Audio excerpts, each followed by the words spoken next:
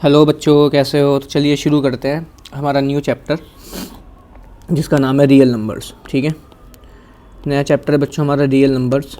ठीक है, देखिए रियल नंबर्स क्या होते हैं। मैं पहले आपको आज बेसिक बताने वाला हूँ, बहुत कुछ डिस्कस करने वाले हैं हम लोग, ध्यान से देखिएगा। देखिए दुनिया में जितने भी नंबर्स होते हैं उनको दो कैटेगरी में डिवाइड किया गया, एक रियल नंबर और एक होता है कॉम्प्लेक्स नंबर। अब तुम कहोगे भैया कॉम्प्लेक्स नंबर क्या है? कॉम्प्लेक्स नंबर देखो वो होते हैं जो जब तुम्हें मैंने कई बार बता रखा है कि किसी रूट के अंदर अगर माइनस आ जाए, जैसे कि रूट -5, तो ये नंबर एग्जिस्ट नहीं करते।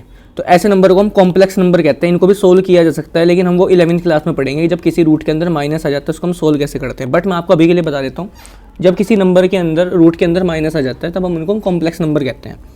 बाकी इनके अलावा दुनिया में जितने भी नंबर्स बचते हैं, डेसिमल हो, फ्रैक्शन हो, इवन, ओड, प्राइम, कंपोजिट, कोई भी हो, ठीक है, वो सारे के सारे क्या होते हैं? रियल नंबर्स होते हैं। बात ध्यान रखिएगा। तो दुनिया में सारे नंबर जितने भी है रियल नंबर है। एक्सक्लूड कर दीजिए किसको? Composite number. कंपोजिट नंबर क्या होते हैं? जब रूट के अंदर माइनस आ जाता है तो ऐसे नंबर्स को हम कॉम्प्लेक्स नंबर कहते हैं, जो कि 11वीं क्लास में। ठीक है, तो चलिए शुरू करते हैं। सबसे पहले बात करते हैं किसकी? इवन नंबर्स की। मुझे पता है कि तुम्हें पता होगा ऑलरेडी, लेकिन बच्चों फिर भी छोटी छोटी चीज़ें होती हैं जो हमारे से मिस हो जाती हैं, लेकिन इनको ध्यान रखना है। तो इवन नंबर्स क्या होते हैं? देखो, इवन नंबर्स होते हैं जो 2 से डिवाइड होते हैं, डिविजिबल बाय 2। ठीक है, जैसे 2, 4, 6, 8, 10, 12, ये सब के सब क्या है? इवन नंबर्स हैं। ऑड नंबर क्या है? Not divisible by 2, not divisible by 2, जैसे कि 1, 3, 5, 7, 9 एक्सेट्रा। अब इसमें नोट करने वाली एक बात क्या है वो ध्यान से देखना। नोट करने वाली बात ये है इसमें कि जीरो क्या है, जीरो इवन होगा कि ओड होगा। देखो इवन नंबर क्या है पहले बताओ? 2 से डिवाइड होने वाले इवन है, तो जीरो तो ऐसा नंबर है जो सबसे डिवाइड होगा। जीरो एक ऐसा नंबर होता है जो सबसे डिवाइड है। मुझे सबसे मतलब नहीं है, मुझे मतलब है 2 से। क्या जीरो 2 से डिवाइड होता है? मैं तुम्हारे से पूछ रहा हूँ, क्या जीरो 2 से डिवाइड होगा? तुम कहोगे हाँ, तो बस सीधा बात है। अगर जीरो 2 से डिवाइड हो रहा है तो इसका मतलब जीरो भी क्या है? इवन है। तो ध्यान रखना, जीरो कैसा नंबर होता है? एक इवन नंबर होता है। ये बात ध्यान रखिएगा। ठीक है, अच्छी बात थी, इंपॉर्टेंट बात थी, ये क्लियर होगी, ध्यान रखिएगा। चलिए, ये तो होगी इवन नंबर, ऑड नंबर। अब बात करते हैं किसकी? किसके बारे में बात करें? इवन हो गया, ऑड हो गया, चलो प्राइम नंबर के बारे में बात करते हैं। ये बहुत इंपॉर्टेंट है प्राइम नंबर। देखो यार, प्राइम नंबर क्या होते हैं? प्राइम नंबर वो होते हैं जिनके एग्जैक्टली 2 फैक्टर होते हैं, एग्जैक्टली 2 फैक्टर्स। ठीक है, प्राइम नंबर वो होते हैं जिनके एग्जैक्टली कितने फैक्टर होते हैं? 2। एक तो वो नंबर खुद और एक होगा 1। ना 2 से कम होने चाहिए ना 2 से ज़्यादा। ये बात ध्यान रखना, ये इंपॉर्टेंट बात है कि प्राइम नंबर के फैक्टर कितने होंगे? सिर्फ 2 होंगे, ना 2 से कम ना 2 से ज़्यादा। एक तो नंबर खुद और एक वो क्या होगा? एक होगा 1। समझिए मेरी बात। अब ध्यान से देखना, जैसे मैं बात करता हूँ 2, तो 2 के फैक्टर क्या है? 2 है और एक 1 है। तो 2 कितने फैक्टर आ रहे हैं? 2 फैक्टर आ रहे हैं, तो यस ये क्या है?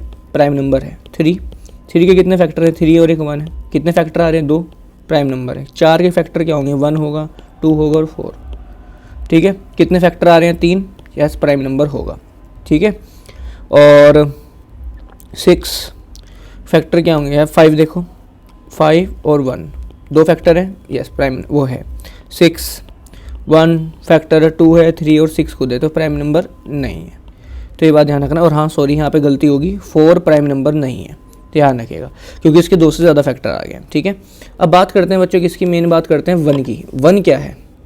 तो 1 के भाई 1 का तो एक ही फैक्टर है 1 खुद, जबकि प्राइम नंबर तो होते हैं जिनके 2 फैक्टर हो। वही 1 का तो एक ही फैक्टर है 1, तो यहाँ पे प्राइम नंबर नहीं है। ये बात ध्यान रखिएगा, क्लियर होगी मेरी बात?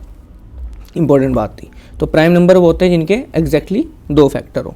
अच्छा, इसमें नोट करने वाली बात क्या है? जो एक 2 है वो इवन भी है और 2 प्राइम नंबर भी है, तो कुल मिला के 2 क्या कहलाएगा? Even prime. 2 क्या कहलाएगा? Even prime. ये बात ध्यान रखिएगा। ठीक है, 2 क्या कहलाएगा? Even prime number. ये बात याद रखिएगा। अब बात करते हैं किसकी? कंपोजिट नंबर्स की। देखो कंपोजिट नंबर वो होते हैं जिनके मोर देन 2 फैक्टर्स हो, मोर देन 2 फैक्टर्स। ठीक है, जैसे मुझे बताओ 1 है, 1 का कितने फैक्टर है? 1 का तो एक ही है, तो ये तो है ही नहीं। 2 के कितने फैक्टर हैं? 2 और 1, ये भी नहीं है, क्योंकि कंपोजिट नंबर में 2 से ज़्यादा फैक्टर होने चाहिए। 3 के कितने होंगे? 3 और 1, ये भी नहीं है। 4 के एक फैक्टर है, 2 भी है और 4 खुद भी है। तो देखो 2 से ज़्यादा फैक्टर आ रहे हैं कि नहीं आ रहे हैं, तो ध्यान रखिएगा 4 क्या है 4 क्या है, स्मॉलेस्ट कंपोजिट नंबर, ये बात ध्यान रखिएगा। 4 क्या है, स्मॉलेस्ट कंपोजिट नंबर। तो ये बात ध्यान रखिएगा, स्मॉलेस्ट, अगर आपसे पूछ ले स्मॉलेस्ट प्राइम नंबर क्या है, तो स्मॉलेस्ट प्राइम नंबर क्या होगा, नोट करने वाली बात क्या है, स्मॉलेस्ट प्राइम पूछ ले तो स्मॉलेस्ट प्राइम नंबर क्या होगा, 2 होगा, ये बात ध्यान रखिएगा। अच्छा 5 क्या 5 कंपोजिट होगा, 5 के 2 फैक्टर, 5 और 1 नहीं, 6, 1 है, 2 है, 4 है, यस। तो ये बात ध्यान रखिएगा, इंपॉर्टेंट बात है, ठीक है, कि भाई स्मॉलेस्ट प्राइम नंबर 2 है, स्मॉलेस्ट कंपोजिट नंबर क्या है, 4। और एक बात बताऊँ मैं आपको, यहाँ लिख देता हूँ, जितने भी नंबर्स हैं उनमें से प्राइम नंबर को हटा दो। देखो प्राइम नंबर के तो कितने फैक्टर होंगे, 2 फैक्टर होंगे बस, है ना, और एक 1 को हटा दो, 1। अच्छा एक बात इंपॉर्टेंट बात करने वाली बात ये भी है कि 1 जो है ना तो प्राइम नंबर है और ना 1 क्या है, कंपोजिट नंबर है, क्योंकि प्राइम नंबर में कितने फैक्टर होने चाहिए, 2, 1 का तो इवन एक ही फैक्टर है बस 1 खुद, और कंपोजिट नंबर में होने चाहिए 2 से ज़्यादा, वो भी पॉसिबल नहीं है। तो 1 ना तो प्राइम होता है ना कंपोजिट। मैं आपको बस ये कहना चाह रहा हूँ, नोट और कहने की बात है कि जितने भी नंबर्स हैं, ठीक है, सारे नंबर्स में से, ठीक है, आप क्या कर दो, प्राइम नंबर को हटा दो और 1 को हटा दो, तो जो भी नंबर बचेंगे वो कंपोजिट है, ठीक है, ये बात ध्यान रखिएगा, ठीक है। इफ़ वी एक्सक्लूड मतलब हटाना, निकालना, 1 and prime number from the natural numbers, the remaining numbers are, the remaining natural numbers अभी बता देंगे क्या होता है, the remaining numbers are composite, ठीक है। अब नोट करने वाली बात क्या है, चलो नोट किया, आप तो नए नंबर ही बताएंगे। नेचुरल नंबर क्या होते हैं, नेचुरल नंबर होते हैं जो 1 2 3 4 5 6, ये सब नेचुरल नंबर हैं, ऑलरेडी पता होगा, छठी क्लास की बात है। होल नंबर क्या होते हैं, 0 1 2 3 4 5 6, ये बात ध्यान रखिएगा, ठीक है। चलिए अब एक बात होती है कि चलो मैं आगे नंबर्स बाद में बताऊंगा तुम्हें। अब बात करते हैं किसकी, रेशनल नंबर्स की, ठीक है। रेशनल नंबर्स वो होते हैं बच्चों जो P/Q की फॉर्म में लिखे जाएं और Q 0 नहीं होना चाहिए, ये बात ध्यान रखना। रेशनल नंबर्स क्या होते हैं, जो P/Q की फॉर्म में लिखे जाएं और Q 0 नहीं होना चाहिए, ये बात ध्यान रखिएगा, ठीक है। रेशनल नंबर्स क्या होते हैं जो P/Q की फॉर्म में लिखे जाए लेकिन Q 0 नहीं होना चाहिए, यानी नीचे 0 नहीं आना चाहिए, जैसे 2/5, 1/3, 1/4, 2/3, 6/5, ये सब के सब क्या हैं बच्चों, रेशनल नंबर्स हैं, ये बात ध्यान रखिएगा, ठीक है। चलो अब बात करते हैं किसके बारे में, डेसिमल नंबर्स के बारे में। ध्यान से देखना, देखो डेसिमल नंबर्स की कोई डेफिनेशन तो क्या ही कहेंगे, बस जिनमें डेसिमल हो, है कि नहीं है भाई, जिनमें डेसिमल हो, जैसे 5.3, 0.6, ये सब क्या है, डेसिमल नंबर्स हैं। अब डेसिमल नंबर्स भी ना बच्चों, ये 2 टाइप का है, ठीक है, ध्यान से देखना यार। एक तो होता है टर्मिनेटिंग और एक होता है नॉन टर्मिनेटिंग, ठीक है। अब टर्मिनेटिंग मतलब होता है रुकना, और नॉन टर्मिनेटिंग मतलब जो ना रुके, ठीक है। अब एग्जांपल क्या है, टर्मिनेटिंग देखो ध्यान से, जैसे 3.5 है, ठीक है, 3.5 है, आगे तो नहीं चल रहा, तो ये टर्मिनेटिंग है। जैसे 0.5 है, 6.5 है, 3.2 है, आगे तो नहीं चल रहा, तो ये सब क्या है, टर्मिनेटिंग है, जो रुके हुए हैं। और नॉन टर्मिनेटिंग क्या होता है, जैसे 0.5555555 चलते जा रहा है, 0.3333333, 0.61420543 चलते जा रहा है, 0.7142535305 इस तरीके चलते जा रहा है। तो कुल मिला के डेसिमल नंबर्स क्या होते हैं, जिनमें डेसिमल होता है, 2 टाइप के, टर्मिनेटिंग और एक नॉन टर्मिनेटिंग। टर्मिनेटिंग मतलब जो रुक जाए, नॉन टर्मिनेटिंग जो ना रुके। 3.5, 0.5, 6.5, 3.2 सब टर्मिनेटिंग है, और नॉन टर्मिनेटिंग वो होती है जो ना रुके 0.55555, 0.33333, 0.6142, 0543 और 0.71425305, इस तरीके से नॉन टर्मिनेटिंग नंबर चलते रहते हैं। अब जो नॉन टर्मिनेटिंग नंबर है ना बच्चों, ये भी दो टाइप के हैं। एक तो होता है रिपीटिंग और एक होता है नॉन रिपीटिंग।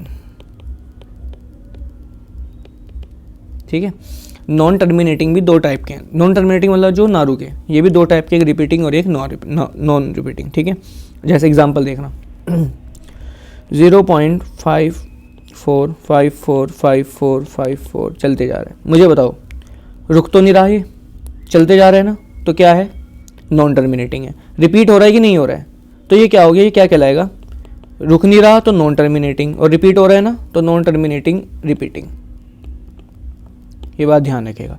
ठीक है, अब तो समझ में आ गया होगा। जैसे एक और ले लो 0.314314 चलते जा रहा है, रुक नहीं रहा तो नॉन टर्मिनेटिंग, और रिपीट हो रहा है ना लगातार तो क्या होगा, रिपीटिंग। समझिए मेरी बात। और नॉन रिपीटिंग के एग्जाम्पल क्या होंगे, यह लिखने की कोशिश करता हूँ। जैसे 0.61420543 चलते जा रहे हैं। देखो ये नॉन टर्मिनेटिंग है भाई, चलते जा रहे हैं ना, रुक तो रही नहीं, तो नॉन टर्मिनेटिंग। अब कोई चीज़ रिपीट नहीं हो रही बच्चों, यहाँ पे देखो कुछ रिपीट तो नहीं हो रहा, तो ये क्या होगा, नॉन रिपीटिंग। रिपीटिंग की जगह रैकरिंग भी लिखा आ सकता है, रैकरिंग। ठीक है, और क्या हो सकते हैं इसमें 0.5433201054 इस तरीके चलते जा रहा है। ठीक है, तो ये भी क्या है, रुक नहीं रहा तो नॉन टर्मिनेटिंग, और रिपीट भी तो नहीं हो रहा, चलता जा रहा है, नॉन रिपीटिंग। तो ये बात ध्यान रखिए, नॉन टर्मिनेटिंग नॉन रिपीटिंग। समझ गए। अब एक बात बता देता हूँ मैं आपको, जैसे बच्चे ये होते हैं नंबर 0.555555 चलते जा रहे हैं।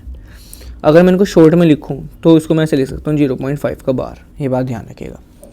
अब इसमें एक नोट करने वाली और भी बात है जो मैं इंपॉर्टेंट बात मानता हूँ, जितने भी टर्मिनेटिंग नंबर्स हैं ये ध्यान रखना, इस रीजन में आएंगे, और नॉन टर्मिनेटिंग एंड रिपीटिंग वाले नंबर्स, ये सारे के सारे ध्यान रखना। ये टर्मिनेटिंग वाले नंबर्स और नॉन टर्मिनेटिंग एंड रिपीटिंग वाले नंबर्स, ये सारे के सारे रेशनल होते हैं। यानी आप इनको किस फॉर्म में लिख सकते हो, P/Q की फॉर्म में लिख सकते हो। ध्यान रखें कैसे लिखेंगे वो सब बता रहे हैं। ये तो चलो एक तो एग्जांपल ले भी लो, जैसे 0.5 है, रुका हुआ है ना, रिपीट तो नहीं हो रहा, कुछ चल तो नहीं रहा है, तो रुका हुआ है तो टर्मिनेटिंग है, तो डेसिमल काट दो, 5 से काट दो, देखो आगे नहीं आ गया। तो क्या कहना चाह रहा हूँ, टर्मिनेटिंग जो रुके हुए होते हैं, जो नॉन टर्मिनेटिंग और रिपीटिंग वाले होते हैं, वो सब P/Q की फॉर्म में लिखे जा सकते हैं। इसीलिए हम इनको क्या कहते हैं, रेशनल नंबर कहते हैं। ये बात ध्यान रखिएगा। बात समझ में आ रही है आप लोगों को, ध्यान रखिएगा, इंपॉर्टेंट बात है। अब नए नंबर होते हैं वो होते हैं इर्रेशनल नंबर्स। सबसे ज़्यादा मेन यही है, पूरा चैप्टर इन्हीं के सराउंडिंग में घूमेगा, इर्रेशनल नंबर्स। बच्चा इर्रेशनल नंबर वो होते हैं जो P/Q की फॉर्म में नहीं लिखे जाते। ध्यान रखना, जिनको हम कभी भी P/Q की फॉर्म में नहीं, अपॉन की फॉर्म में लिख नहीं सकते। ये बात ध्यान रखना, ऐसे नंबर्स को हम इर्रेशनल नंबर कहते हैं, जिनको हम कभी भी P/Q की फॉर्म में लिख नहीं सकते। ठीक है, ध्यान से देखना। एग्जाम्पल क्या होंगे इसकी, जैसे एग्जाम्पल है 0.5432150025 इस तरह चलते जा रहा है।